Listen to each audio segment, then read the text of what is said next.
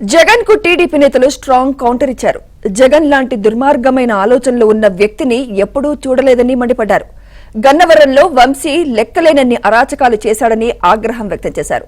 తప్పు చేసిన వారిపై చట్టపరంగా చర్యలు తీసుకుంటామని హెచ్చరించారు.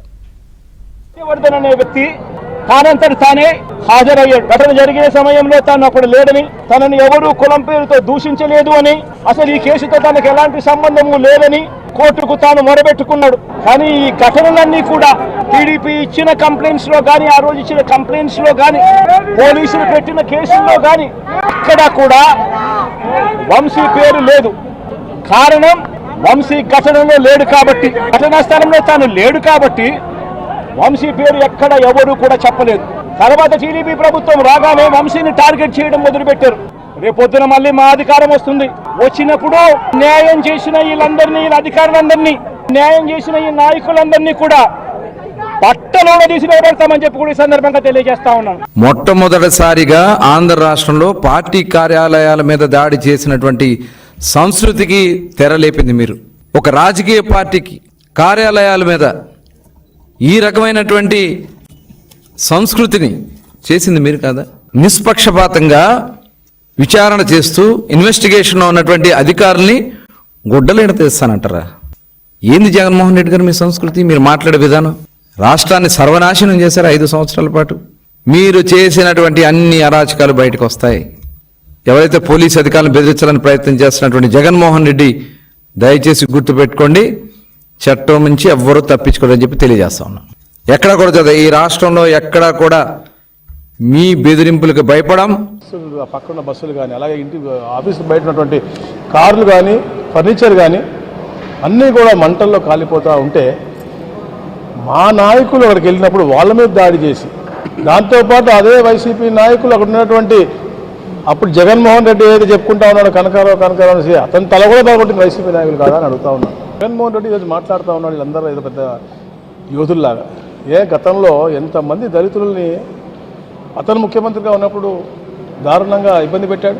రౌడీజం చేసి, గుండాయిజం చేసి ప్రజల ధనాన్ని లాక్కున్నటువంటి వ్యక్తుల దగ్గరికి వెళ్ళి పరామర్శిస్తూ దాదా ఈ ప్రభుత్వాన్ని ఇలా విమర్శించడం అనేది ఇంత పాపాలకి, వీళ్ళ నాయకులు చేసిన పాపాలకన్నీ కూడా త్వరలో ప్రతి ఒక్కరికి కూడా ఏ ఒక్కరిని వదిలిపెట్టేది లేదు.